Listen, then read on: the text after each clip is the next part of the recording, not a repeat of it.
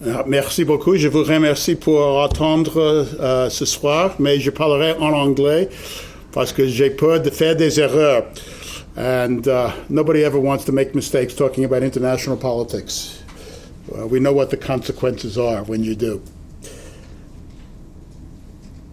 I'm talking tonight about Central Asian security challenges and how they affect Europe.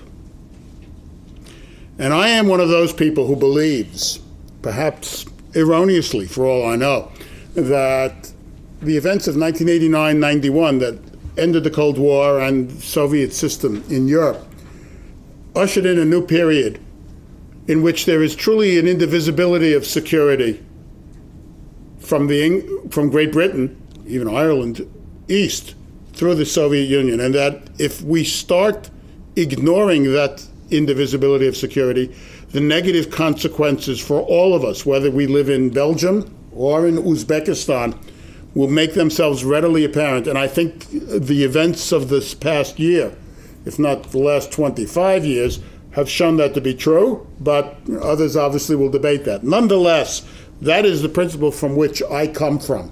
And I want you to bear that in mind as I talk about security challenges in Central Asia and their potential impact on Europe, and for that matter, the United States. I think there's a way to think about security challenges in Central Asia that is relatively useful in making it simple for people who are not familiar with the area, which is extremely complex in its own right, but neglected in conjunction with, let's say, East Asia, Europe, the Middle East, and the United States. It doesn't get a lot of press compared to those areas. One set of challenges are purely domestic challenges. Challenges arising out of the nature of the states of Central Asia and their governance in each country. Kazakh, Kyrgyz, Turkmen, Tajik, Uzbek. Second set of challenges are foreign threats. Threats that arise from the activities of foreign actors either in Central Asia or that have a direct impact on Central Asia.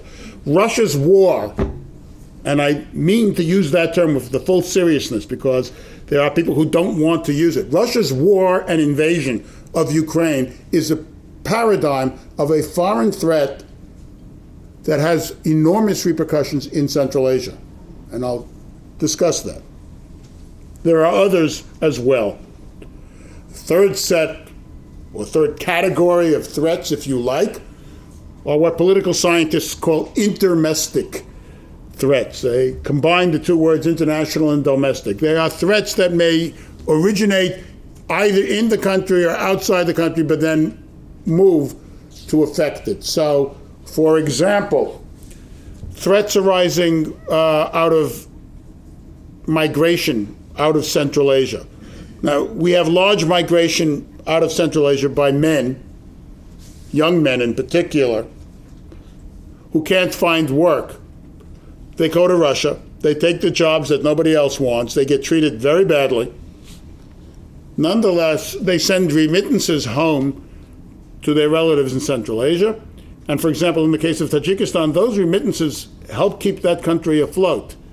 Now, if there is an economic crisis in Russia, and that's already visible to us, so thanks to sanctions, falling gas prices, depreciation of the ruble, those remittances shrink in value. What's more, people may be laid off. And then you have a coterie of young men with no work who are, in some sense, unmoored from their traditional environment. And we know that makes excellent recruiting opportunities for terrorists. That's an intermestic threat. Its roots are in one, but its manifestations spread beyond the confines of the country involved, go abroad, and then come back home. So that's a framework. First of all, in talking about these security challenges, we need to stress the good news.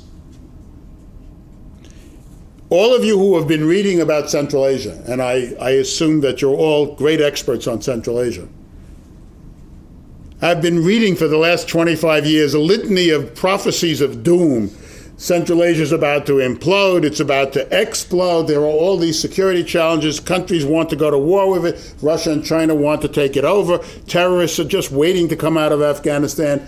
There's insurgencies. There's rising Islamic tide. I mean, there was rising Islamism tide when I was a grad student in 1970, before many of you were born. It's still rising, but we don't have any proof of it. But it's an article of faith that there's a rising Islamic tendency, even though nobody can define it or give credible numbers. This includes, for example, my late graduate advisor as well. So, nonetheless, none of this has happened. No state has collapsed. Even Uzbekistan, which came close, didn't, although it's precarious. No wars among Central Asian states have broken out, although there are plenty of manifestations of conflicts. If there have been revolutions, they have been brief. Ethnic conflicts, though real, Osh in 2010, did not lead to a major war, and we can talk about why that happened. There is no real sign of Islamic terrorist uprisings. There are terrorist incidences in one or more countries, but there has been no uprising, and certainly no successful uprising. Boundaries have remained, and if boundaries have been changed, they have not been changed by war, but by political action. State legitimacy appears, and we always need to use that word, appears for the moment to be relatively secure, stable. The economies of Central Asia are increasingly integrated into the global economy.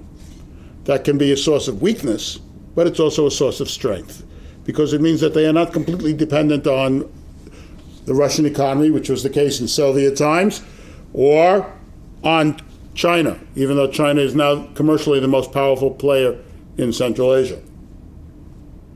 That's an impressive achievement, given the fact that none of these states had any experience of self-government before 1991. And what's more, they weren't looking to become independent. Independence was forced on them. If you study the history of the collapse of the Soviet Union, there was no Central Asian independence movement. There was a lot of nationalism. They wanted more power to decide their affairs at home, but nobody was looking to get out of the Soviet Union. The Soviet Union collapsed, and they had to take the opportunity that was then presented to them. And they still face multiple objectives. Now, despite that success, there are real challenges. First of all, success brings its own challenges. The challenges to Central Asia today are not the same as in 1991, for the most part. There are some. But due to the successes that I have just outlined, there are challenges that have emerged as a result of 23, 24 years of self-rule and independence. So you have a coexistence, if you like, of old and new challenges within this framework of domestic, foreign, and interdomestic challenges. The world has changed considerably since 1991 and is changing ever more rapidly. Now, perhaps because Central Asia is increasingly globally connected to the world, which was not the case a generation ago. It is potentially more vulnerable, even if it's potentially more self-reliant than it was a generation ago. And it is therefore potentially more able to deal with some of those threats, but potentially, especially with new ones, perhaps less able to stand up to them. And what's more, many of these threats are threats that come from outside with no warning, but then confront Central Asia with immense challenges. I want to start with the Ukrainian war as a primary example. This is a foreign threat par excellence. What does this mean for Central Asia? In the Q&A, we can talk about what it means for Ukraine. But for Central Asia, and for that matter, for every state east of Germany, including Europe, it means that Russia has exposed itself irretrievably, unless you're an ostrich and keep your head in the sand, as a state which is a revisionist actor and refuses to be bound by the settlement of 1989 to 91. If you study the Russian press and Russian official statements on a daily basis, and for my sins I have to, you will find that nobody in the Russian government is willing to accept either the sovereignty of the states that left the Soviet bloc, not just the Soviet Union, but the Soviet bloc, as either truly sovereign or that their territory is truly integrally acceptable. The territorial integrity and sovereignty of every state east of Germany up till China is, as far as Moscow is concerned, contingent.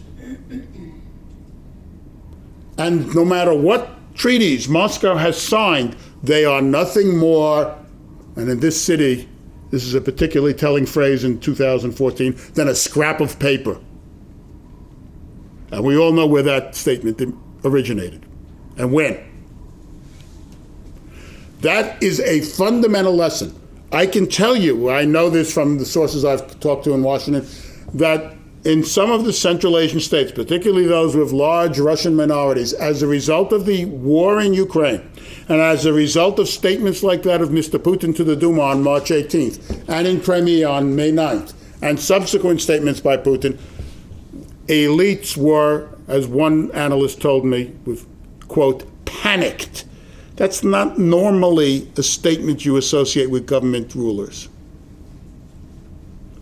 But they all now must deal with the fact that Russia refuses to be bound by any previous agreement and is an openly revanchist power who has stated its intention and capability of unilaterally revising these settlements whenever and wherever it feels like it. And that is not only true in Central Asia, it is true in Eastern Europe. So if you want to talk about the impact of a security challenge in Central Asia that has ramifications for Europe, this is one of them. It's the most urgent one right now, I would say. Moscow is constantly using all the instruments of power at its disposal, what we in the U.S. military used to call the dime, diplomacy, information, military, and economic power, to exploit ethnic grievances throughout this area.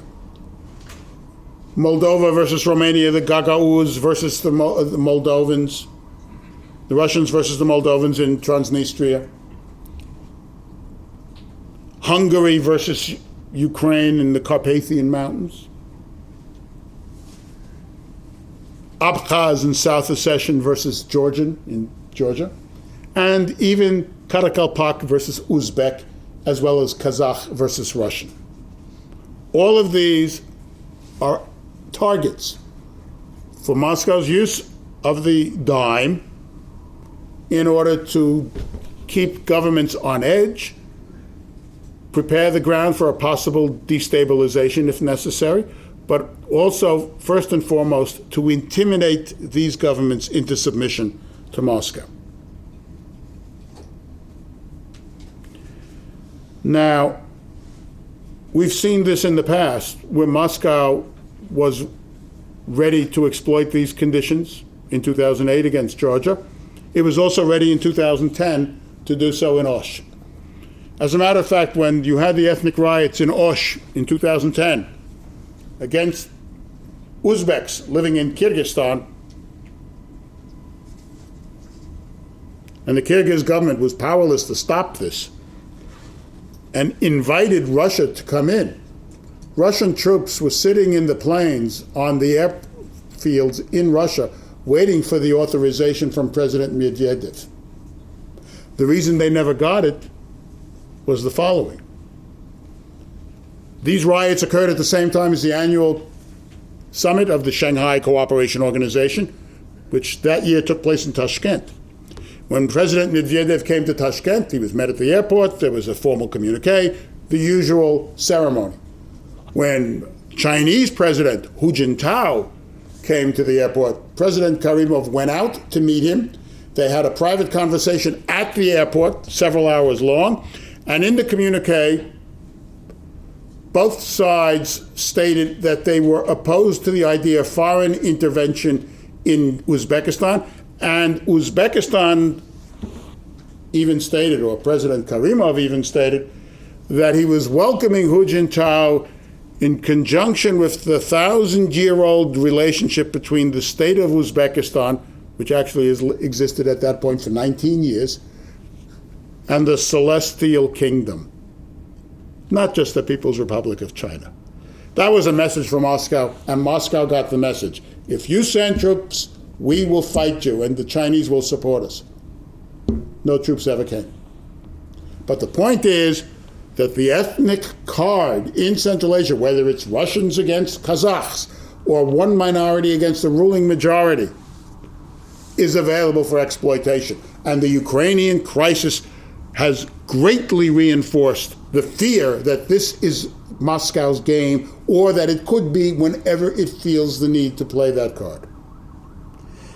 And beyond that, what this shows is the utter inutility or inability of regional security institutions in Central Asia to enforce regional security.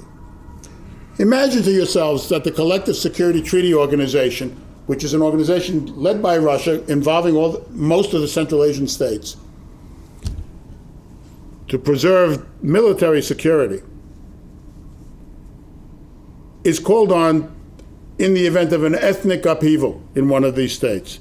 The fact of the matter is that the main actor in the CSTO has now declared itself to be the main threat to the stability and security of all the other members.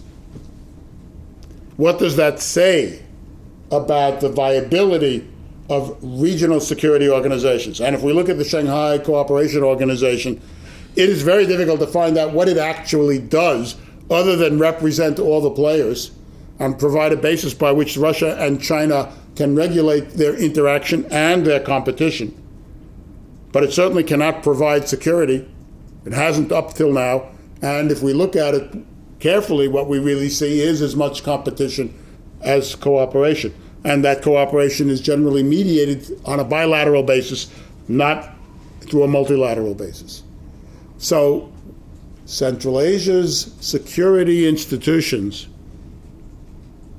are as good as useless. Regional integration, whether we're talking about economics or security, has not gotten off the ground. Now, it has not gotten off the ground not only because the great powers don't want it, but because each of these states is involved in building up its own system of government, and many of them see each other as enemies as well. Uzbekistan has bad relations with almost all of its neighbors. It has conducted economic warfare against Tajikistan and sometimes physical acts of warfare, sometimes against Kyrgyzstan, particularly relating to land, water, hydroelectric power, things like that. Kazakhstan and Uzbekistan are in some sense competing for regional leadership. This vacuum certainly encourages Russia and China to come in, and they are competing. They think the United States is competing. Little do they know that the United States has no policy for Central Asia other than the war in Afghanistan, and is not about to get one unless there's a revolution in Washington, which is not likely. But they believe that we actually have some grand design and that we think logically in this Machiavellian fashion. If you bring them to Washington, it still doesn't seem to get through their heads that the emperor has no clothes. But nonetheless, they postulate that their way of looking at the world is the same way we in the United States look at the world. And therefore, they are trying to get us out of Central Asia and think that we simply want to take it over to use it against them. So we see that Russia is a threat. But it's not only a threat in terms of its ethnic capabilities or the capability to use the ethnic card. It is a threat because it is determined to subordinate Central Asian states to Russia economically as well. In 2011, it actually threatened Turkmenistan with launching an Arab Spring-type revolution if Turkmenistan insisted on trying to build a trans-Caspian gas pipeline, a pipeline that would traverse the Caspian Sea, go to Azerbaijan, on to Turkey, and then into Europe, and bypass Russia. In other words, from Moscow's point of view, if we have to accept that Central Asian gas is sold to China, so be it. But under no circumstances will we allow Central Asian governments to sell gas directly to Europe. If you like a second ramification of Central Asian security challenges for Europe, this is it. If Europe is counting on Central Asian gas, it has to step up its game. And the meeting Monday between Putin and President Erdogan represents, among other things, Russia's continuing effort to suppress Central Asian gas from coming to Europe. Because if Russian gas goes through Turkey in this new South Stream proposal, will there be any need on Turkey's part or any funding available or capability to build Central Asian pipelines through the Caspian and Azerbaijan to Turkey? Quite debatable.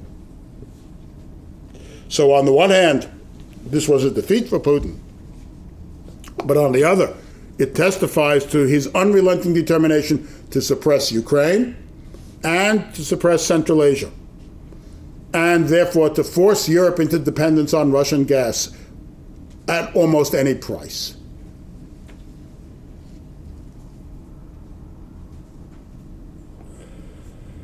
Ukraine has had intermestic ramifications for Central Asia as well. Russia's government has now admitted next year there will be a recession, as we have all forecast. They say the economy is liable to fall by 0.8%. I suspect it will be more. What happens in a Russian recession? A, Russian imports fall. This is one of the reasons why the Russian government is now letting the ruble fall, because a weak ruble strengthens domestic manufacturers. But it means that they will be importing less. So the Eurasian Union, which already includes Kazakhstan, Kyrgyzstan is being obliged to join in Central Asia. Other states, Belarus and Armenia, are also involved. If Russian imports fall, Central Asia gets less money for its exports to Russia. That affects their budgets right there. Second, Russian subsidies to Central Asia. For example, subsidies to buy Russian weapons will lose value. Migrants' remittances will lose value. Migrants will be unemployed and sent home, or more bluntly, kicked out. As a result, the revenues accruing to states like Tajikistan will be significantly depreciated. And as I said, you have a large number of young men who have been uprooted, who are at loose ends, so to speak, sociologically, make excellent recruitment material for terrorist organizations inside Russia or back home in Central Asia, if they go there. Now, we know that there are Central Asians who have migrated to Afghanistan or that are fighting in Syria. Not a lot, necessarily, but they're there. There is a threat, there is a concern, and obviously economic hardship adds to the possibilities of that. And the Eurasian Union's dysfunctionality, and I think it's an inherently dysfunctional organization, will probably grow as a result of Russia's own economic crisis. But that doesn't end there. Falling energy prices in the global markets may last longer than people think. Even though forecasts for the next 20, 30 years talk about rising Asian demand, and at some point in time, at least we hope, the European recession, or round 3, as it now appears to be coming, will end. The fact of the matter is that energy prices can stay low for a long time because there is now a global market, not only for oil, but increasingly for gas. If you look at the number of gas producers around the world, there's the United States, which is now number 1, thanks to the shale revolution. There's Russia, there's the Saudi Arabia, the Gulf states. There's Algeria, Libya, to some degree, Egypt, Iraq, Iran. Iraq and Iran are under serious constraint, but that could change. Mozambique, Australia, Indonesia, states that people aren't looking at, Brazil, Venezuela. these things can change. And as we've seen, the energy markets are inherently volatile markets. And what's more, the more gas that is brought to market, the lower the price will be, especially in an era of depressed demand. So Central Asian energy producers will feel the strain. Kazakhstan is already revising its economic policies. Turkmenistan is something of a black box, but that black box depends on gas for its existence.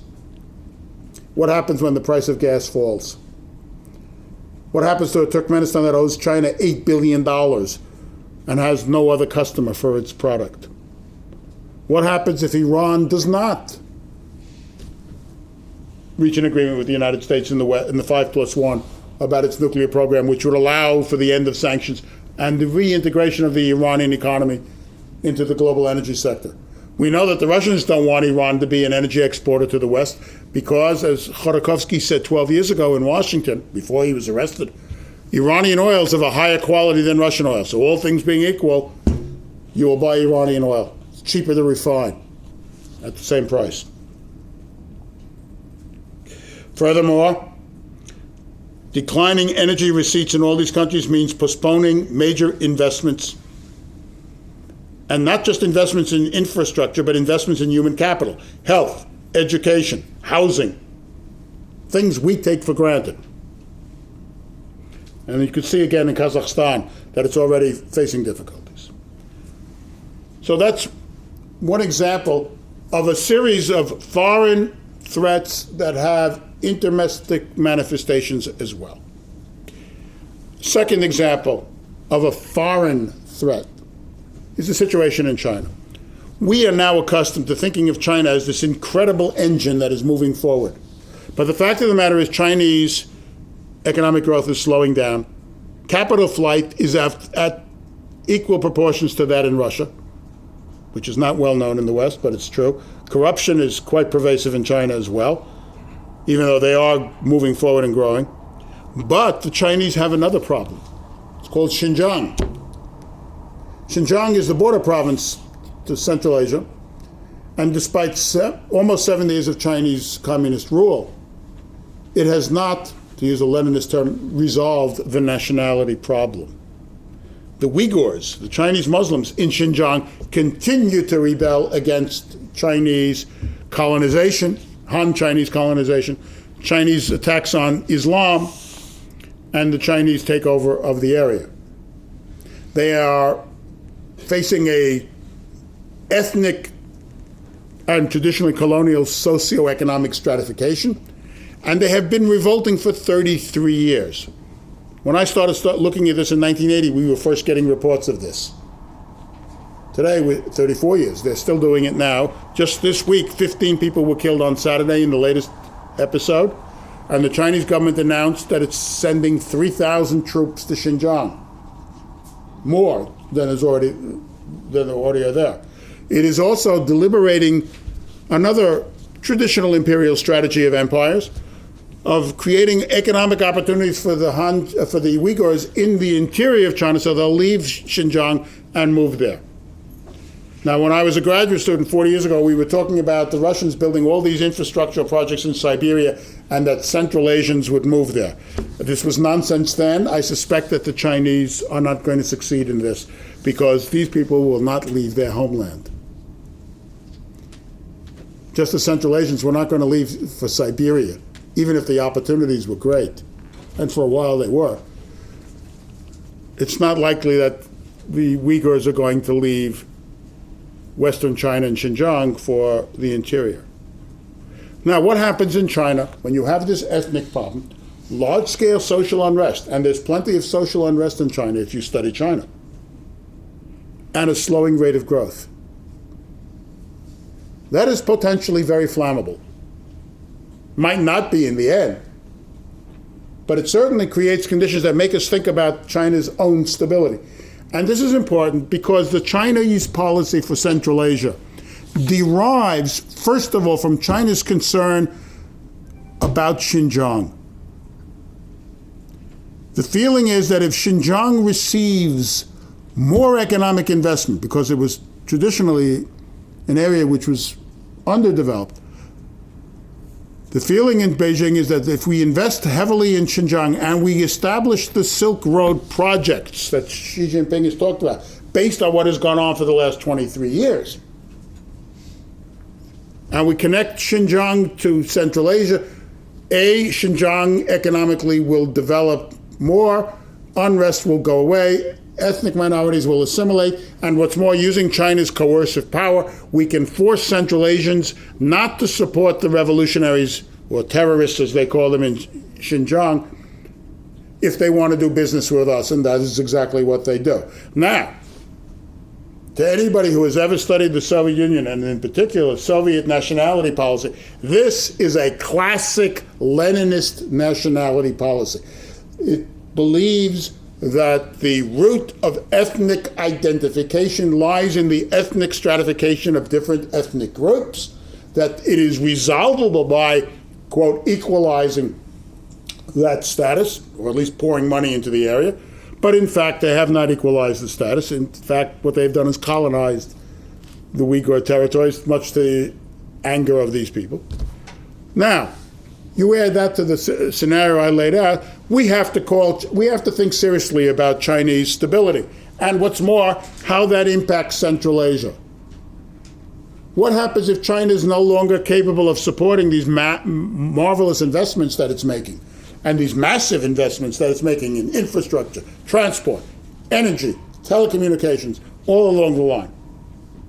For the fact of the matter is that China is now building 3 Silk Roads, not just the Silk Road to Central Asia. And people don't realize this. One Silk Road is Central Asia. The idea being to recreate what Marco Polo wrote about. The second, quote, Silk Road is a maritime Silk Road from China through Southeast Asia to India and South Asia.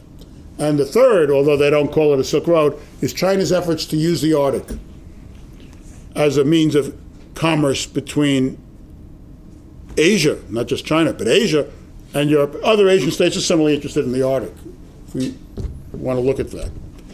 Now, of course, you could say they're trying to revive the dream of Marco Polo. But what they are also trying to do is something that Russian and Asian statesmen have talked about for 140 years, finding an alternative to the Suez Canal and the maritime route from Europe to Asia.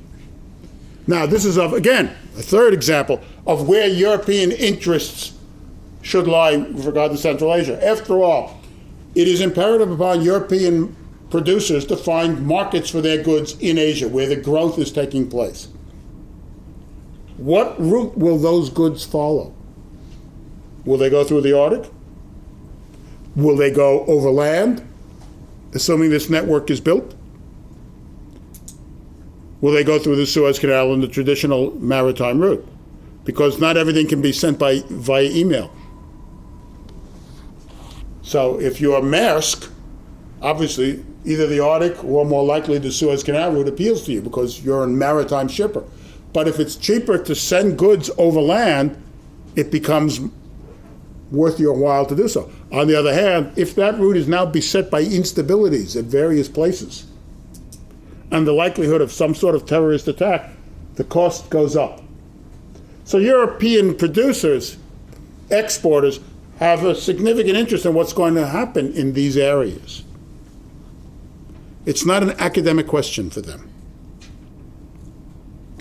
And last, Moscow has its own Iron Silk Road, as it calls it, Trans-Siberian Railway plan to link up with a proposed Trans-Korean Railway, which they are now building from South Korea to North Korea, and also to ship gas through Siberia, through pipelines north and south as a way of alleviating the Korean issue, separate issue. However, Moscow neither has the capital nor the means to bring this about, although diplomatically it's making every effort to do so in Korea. And as a result, it has had to accept the magnanimous offer by China to include it in China's Silk Road project. But do you really believe that the Chinese are going to let the Russians have a major share in what is now the priority and prestige project of Xi Jinping's administration?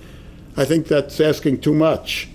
I don't see the Chinese policy being dominated by altruism, especially to a government that they see as being incredibly corrupt, incompetent, and economically backward, and whom they're exploiting every chance they get. So, the fact is that in Central Asia, Russia and China compete every bit as much as they cooperate against the United States or against terrorists or the specter of reform. But in economics, they compete. And the Silk Road is a manifestation of that. And we can already see who's winning that competition. It's not Moscow. Moving on. Let's talk about Afghanistan. Just this Saturday, President Obama told the U.S. military that its range of missions it's going to take on in 2015 are going to expand rather than shrink in Afghanistan. This was in Saturday's New York Times, because I read it just before I went to the airport. That's a reversal of policy. We were trying to diminish the U.S. footprint, ISAF footprint in Afghanistan. Once again, Afghanistan is both a foreign or interdomestic problem, unless you consider Afghanistan part of Central Asia, and many do. And then it's a domestic issue for the region, or interdomestic, because what happens in one state clearly has repercussions beyond. Now, the repercussions go well beyond simply the obvious one that terrorists will hide out in Afghanistan and use Afghanistan as a base from which they can launch terrorist strikes in the United States, Europe, a fourth case why Europe has an interest in what goes on in Central Asia, or elsewhere. That's the obvious one we all are concerned about, rightly so, but the problem does not end there. If you are a European involved with the police,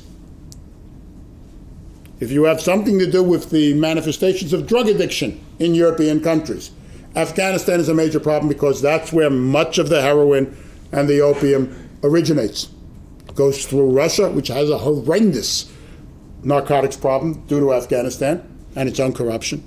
It goes through Central Asia as well, which also has a horrendous narcotics corruption problem, and which is a pervasive problem. Tajikistan is essentially a narco state, if you didn't know that.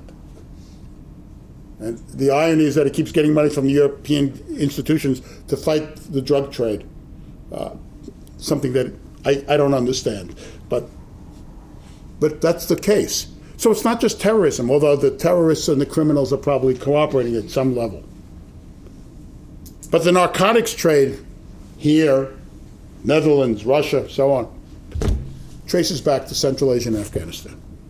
A fifth case where Europe cannot simply say, it doesn't happen here. What happens in Afghanistan stays in Afghanistan.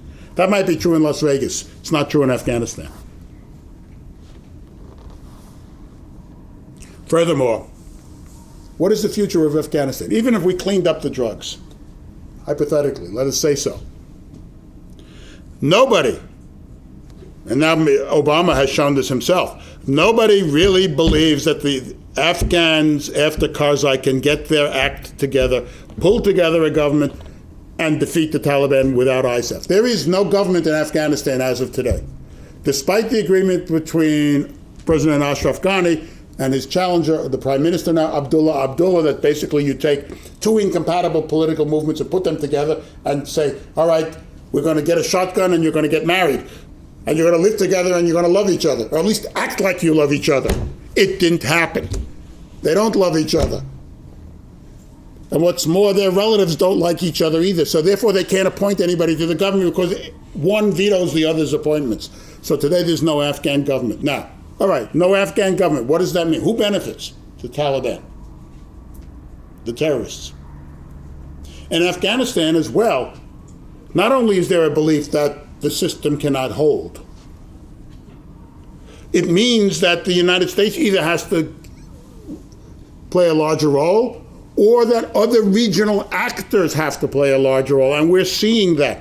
And if you read the literature, my old institute has just published a study on Central Asia, and one on U.S. policy in Afghanistan. And in both of them, they make it clear that one of the greatest threats in Afghanistan is the possibility, once again, of foreign, in this case, regional governments, playing proxy conflicts against each other in Afghanistan. We all know that despite everything that has been done and said in the last 25 years, the Pakistani government and the ISI refuse to let go of their terrorists inside Afghanistan, inside Pakistan, and see them as a weapon to advance Pakistani interests, despite everything. Despite the fact that it's well known they're a threat to the very existence of the Pakistani state. And what's more, they see India as gaining in Afghanistan through the large-scale Indian investment in Afghanistan, and India and Afghanistan is constantly plotting. If you read the papers, every day there's a Pakistani charge that the RAW, Indian intelligence, along with Afghanis, is doing some nefarious deed against Pakistani interests somewhere. And what's more, this is believed. This is an article of faith. This is no longer, well, this might be true. This is gospel truth, to mix a metaphor. But they're not the only proxies. The Chinese are in Afghanistan, the Russians are, we are, Europe has been through NATO. Central Asian states have a vital interest, and I emphasize vital, in securing Afghanistan so that terrorism does not come out of Afghanistan, because they all believe that anybody who wants to make reforms in their country is a terrorist. He's a fundamentalist. Now, we know that's not true, but this gets back to what I mentioned earlier, the rising tide of Islamism in Central Asia. Because everybody who's opposed to the government is by definition an Islamic terrorist, so you can just inflate the statistics, even though we have no way of really knowing who's who. But the fact of the matter is there are some. There are elements like that. In Afghanistan, in Pakistan, elsewhere perhaps, Syria, North Caucasus, or people in the terrorist movement who just like to go to where the guns are. As we say they run to the sound of the guns. So if the guns are in Chechnya, they go there. They go in Syria, they go there, and so on. But if Afghanistan can't hold, the likelihood of a civil war in Afghanistan or the export of terrorism becomes that much greater. And the problem is that none of the militaries involved, neither the Russian nor the Central Asian militaries, is capable of dealing with this problem. Once again, what value are the security institutions in Central Asia if they can't deal with this problem? They have to try, because they have a vital interest, and this goes for Russia as well, in defending these countries against upheaval. But if Afghanistan does not hold and cannot hold, this means a long-term rising investment either in proxy games, proxy wars, conflicts, or in direct intervention to deal with the possibility either of terrorist success, continuing civil war, or the export of terrorism and narcotics through Central Asia into Russia and beyond. So the unresolved situation in Afghanistan may be considered as an interdomestic or foreign threat. Here again, we see that it has an impact on Europe. What's more, it has a major impact on Asia as well, because it means that as long as Afghanistan is unstable, all these plans for economic integration of South and Central Asia, the Turkmen, Afghan, Pakistan, India pipeline, TAPI, other such pipelines, other projects, Silk Roads, they all become questionable, because they all have to go through Afghanistan because it's located right in the middle of all these areas. And finally, of course, failure in Afghanistan heightens the risk of terrorism right here in Europe.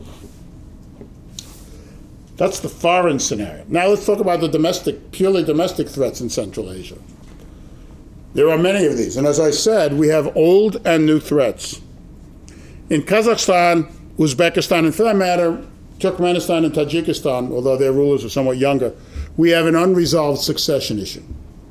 Just as succession is the Achilles heel of the Russian political system, it's the Achilles heel of these systems, because in neither case have we seen any plan for a legitimate successor to emerge, particularly in Kazakhstan or Uzbekistan, and for a lead agreement about this. In Uzbekistan, this year has been dominated domestically by the arrest of President Karimov's daughter Gulnara, who is an international criminal, among other things, and who's Well, to give you, it was revealed 11 years ago at a congressional hearing that she ran an escort service for wealthy Arabs in the Gulf, trafficking in Central Asian women, sending them to the Gulf. That was 11 years ago. God only knows what has happened since then. That's the succession issue alone. Now, because Karimova had protection, she had a whole coterie of people around her, but that faction has now been broken up. There are obviously other factions. What happens if and when President Karimov leaves the scene? He's 74, 75. No one's quite sure exactly. It's either 74 to 76. Actuarial tables don't lie, people. And sooner or later, Mr. Karimov will not be there. And then what? And nobody knows. The same is true in Kazakhstan, which is much wealthier. But again, it's very unstable. I attended a meeting about Kazakhstan in Washington earlier this year, where Kazakhstan brought out all the big players. They brought out all their big lobbyists. They brought Tony Blair, who is now a lobbyist for Kazakhstan, to add to his achievements. And they were telling us about how great a place Kazakhstan was to invest. 2 weeks later, in the dead of night, they devalued the currency. This gives you an idea of how politics are done in these places.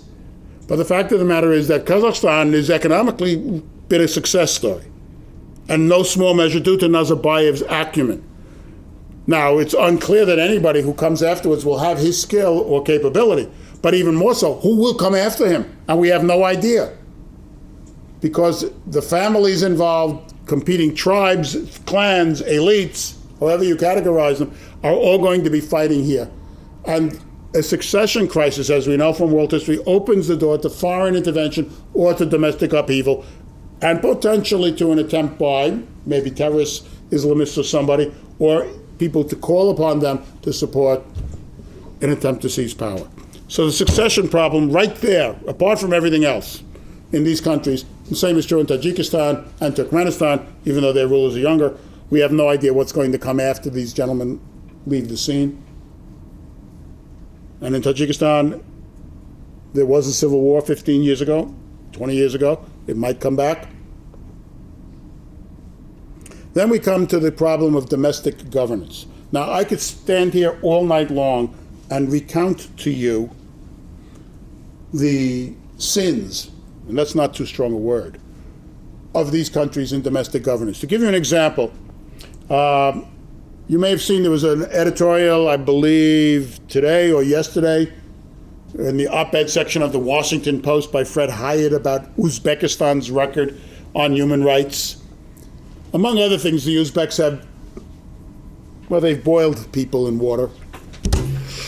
That might be the most extreme action, but they are in a class by themselves when it comes to oppression and human rights. None of these governments is a liberal democracy by any stretch of the imagination. Kazakhstan is freer than most, than all of them, actually. Turkmenistan is a black box. As I said, Tajikistan is a narco state, so you can imagine how it's ruled.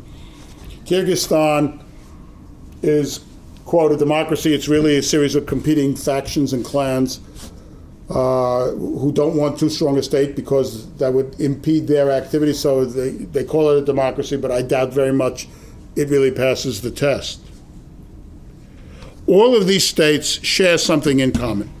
I had a colleague at the Army War College named Max Manwaring. He's one of the leading American experts on Latin America and on counterinsurgency. And Max used a term that applies not only to Latin America, but here, illegitimate governance. Illegitimate governance is what Central Asia is all about. Now, as I said, it covers a multitude of sins, all kinds of forms. Patronage, clients, networks, stealing from the state, massive corruption, lack of investment in the Social Security network, economic stagnation, exporting your unemployment to Russia through the migration of men, government involvement in the drug trade or in other forms of criminal activity, which we've talked about. This is the same thing as Putinism, which is why Putin wants to keep Central Asia stable, because Russian foreign policy has a vested interest, and for that matter, Chinese foreign policy has a vested interest in keeping the lid on in Central Asia. And in Russia's case, what they want to do is export their model. As Khodorkovsky has said, Russia's main export is not energy, it's corruption. And this is not just a case of corruption in politics, because there's corruption everywhere in politics. I went to school in Chicago, and those of you who are old enough to remember what the reputation of Chicago was in American politics will know that we were famous for corruption. But the U.S. system is not a corrupt political system. In these states, as in Russia, it's not the point that we're talking about a corrupt political system. Rather, corruption is the system. And you need to understand that distinction if you're going to understand these places. So we're talking about criminalized societies or governments in many cases, illegitimate governance. This is what characterizes all of Central Asia. Ethnic stratifications in there also, which we mentioned earlier. In many cases, governments are finding it increasingly difficult to cope. Kazakhstan's defense minister was basically fired because he couldn't cope with the responsibilities, and high-ranking officials have been recently arrested there for corruption. We now have energy shortages because of the way the relationship with Russia has been set up. They have to send their energy to Russia to get it refined, and then it comes back in as a finished product. But it's not coming back fast enough because of the decline of energy prices and the problems in the energy economy. So we have all these symptoms: autocracy, repression, corruption, suboptimal economic policies, mass emigration, and official criminality, drugs. Talked about Madame Karimova and so on. Patronage networks, these are all governments that are run by patron-client networks. Some people will call them clans, others will call them tribes, families, whatever. They would not be out of place, to use an old European example, in the south of Italy. Anybody studying southern Italy or who has read Edward Banfield talks about amoral familism. He was a political scientist 40, 50 years ago, did his research in the Mezzogiorno, recognized the phenomenon. This is perhaps another way in which Central Asia resembles South and Southeast Europe, because a lot of this happens in the Balkans as well. And as a result, we have states that are perpetually economically vulnerable and politically on edge and unstable, because ultimately elite cohesion is a matter of convenience, not conviction. Now, lastly, to come back to the external challenges, long-term challenges, not just the problem of Russia and China, which we talked about. As I said, there is no U.S. policy for Central Asia. And please believe me when I say this, because I would dearly love to see one. We have a policy for Afghanistan, and that was our Central Asian policy, is winning the war. But the fact of the matter is that the United States is cutting its investment in Central Asia. It has no vision what it wants the place to look like. It has no vision what it should look like after we're gone. And it's not putting in resources to counter the fact that, for example, the Central Asian money market is now Shanghai, not London or New York. Or that Central Asian energy is not getting to Europe, which is something that the European Union and we should be interested in. Or in democratic reform, the human rights organizations have a very loud voice in Washington, but the fact of the matter is that human rights and democratization has always been fourth or third in American priorities. Security, stability, energy access always trump them. Arguably for good reasons. I mean, states, as de Gaulle said, are cold monsters, but good governance is not the main issue in the American agenda. But unfortunately, there's no American agenda today. So good governance falls off the map even more. The United States, when it talks about Central Asian energy, prefers the Turkmenistan, Afghan, Pakistan, India pipeline, even though it's not moving very hard to get it, because it insists on basically using this program to tie Turkmenistan into American energy economics, and Turkmenistan insists on being neutral, so nothing's happening there. Meanwhile, there is no American support for the Trans-Caspian pipeline, although we say there is, but there isn't in effect. And the Trans-Caspian pipeline would be of direct benefit to Europe. It would be another alternative to strengthen these states, bypass Russia, and bring European money, influence to bear all across the Caspian. Therefore, Central Asia is on its own. It's going to have to decide for itself what it wants to be, both in terms of the individual states and of the region as a whole. And there is very little prospect in the foreseeable future of regional integration of any kind, despite the past successes, which do offer some hope that they can get through this period of crisis and challenge.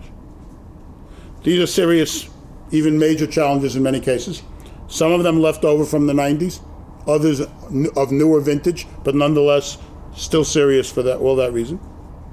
Many of these are interactive. We see the symptoms of what's happening in Ukraine is playing out across state lines, or the potential of Chinese disturbances affecting Central Asia as well. In many cases, they depend on forces and actors beyond Central Asia's control. Nobody in Central Asia had any leverage on Putin's decision to invade Ukraine, but it's an extraordinarily consequential decision for Central Asian states, and the ramifications of it are continuing to drive Central Asian policies and apprehensions to a certain degree. Therefore, the best one can say about Central Asia going forward is that it is a clouded picture. There are grounds for optimism, as we have seen, but there are serious reasons for concern, and we here in Europe, as well as we in the United States, are not doing enough or taking this region seriously enough in terms of what it means for our own interests, let alone our values. Therefore, let me return to the point I started with. Eurasian and European security are indivisible. If we do not pay attention to these problems and invest the resources necessary to deal with them when they can be managed, if not resolved, because it's rare that you can actually resolve these problems in world affairs, but you can manage them. But if we don't spend the time now and spend the resources to do what's necessary, we will be acting by negligence. But ultimately, as a result of that negligence, we will be acting under duress. And that's a place no government ever wants to be at. Thank you.